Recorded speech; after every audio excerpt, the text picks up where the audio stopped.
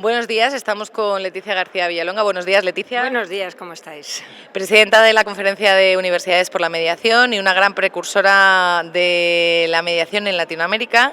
Queremos preguntarte desde nuestra escuela de mediación, que estamos abriendo mercado con los expertos en Latinoamérica, que nos cuentes un poco el tipo de formación que estáis llevando a cabo y un poco cómo lo tenéis estructurado en estos momentos. Bueno, primero, gracias por estar aquí, que siempre el tener a diario de mediación en el Summit, pues bueno, es un lujo, y la difusión que dais.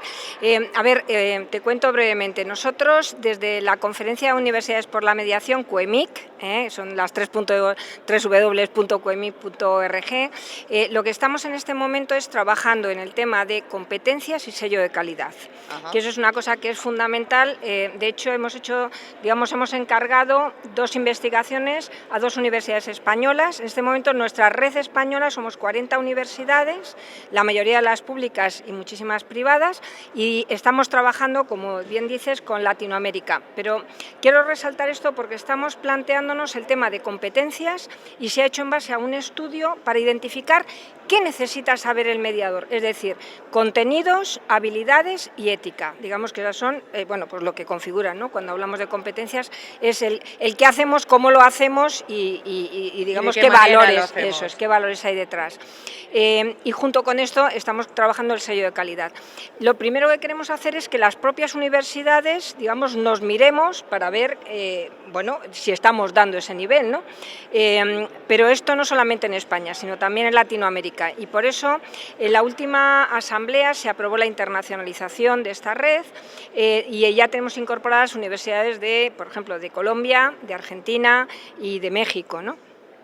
Y quizá lo más interesante es que lo que se trata también es de homogeneizar programas, es decir, no se trata simplemente, de sensibilizar, que también, pero cuando estás capacitando profesionales tienes que ver si hay una formación en esencia que tiene que ser la misma, es decir, cuando hablamos de conflicto hay que trabajar el diagnóstico a fondo, hay que trabajar, por supuesto, emociones, habilidades, todas las técnicas que nos vienen de la psicología, hay que conocer los contextos sociales, pero al mismo tiempo hablamos de que la formación del mediador tiene que ser una formación integral, interdisciplinar, por supuesto, y es verdad que los contextos culturales son muy diferentes, ¿no? Entonces, cuando tú llegas, por ejemplo, a trabajar en México y ves que la mayoría de los estados ya tienen su ley de mediación, a veces es más conciliación que mediación, y que los programas formativos allí abordan prácticamente en esencia los mismos contenidos, pero a distinto nivel. Quizá la diferencia es el tema de las prácticas, que es muy importante. Ahí quería llegar yo, Leticia. En el tema de las prácticas hablamos de contenidos, de hacer un programa homogéneo, que sí que tiene que haber, como tú has resaltado, 3 puntos que sean clave y los mismos para todo el mundo. El tema de la parte práctica, que hablo en este caso ahora de aquí de España, que no hay una exigencia ni muy elevada ni muy concreta en el tema de la parte práctica, que es esencial. ¿Habéis contemplado el darles esa parte práctica tan importante en esos programas? Bueno, lo que nosotros estamos haciendo en este momento sobre todo es dialogar con las universidades que ya tienen programas de formación. Digamos, lo que estamos haciendo es trabajar en red para ese reconocimiento y mejora de la calidad de nuestras formaciones. Otra de las cosas que sí que hemos hecho, y esto desde la Escuela Complutense Latinoamericana, es ofertar cursos en codirección con universidades de Latinoamérica, y ahí pues sí que es verdad que tenemos experiencia tanto en Brasil como en Perú. Entonces ahí lo que hacemos sobre todo son programas de 2 semanas que son más de sensibilización, acercamiento de la población, muchas veces operadores jurídicos, psicosociales, al tema de mediación.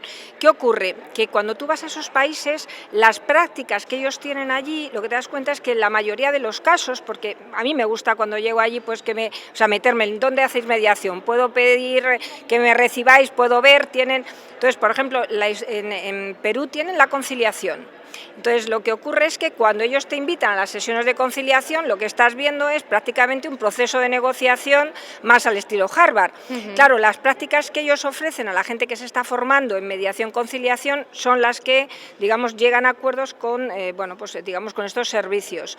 Desde aquí, desde España, es una realidad diferente. Yo creo que lo que sí es muy importante es todo lo que se ofrezca para Latinoamérica, contar con ellos desde sus estructuras, desde su cultura, desde su buen hacer, porque nos sorprendería también ver cómo trabajan las comunidades indígenas, es decir, los pueblos originarios, ¿no?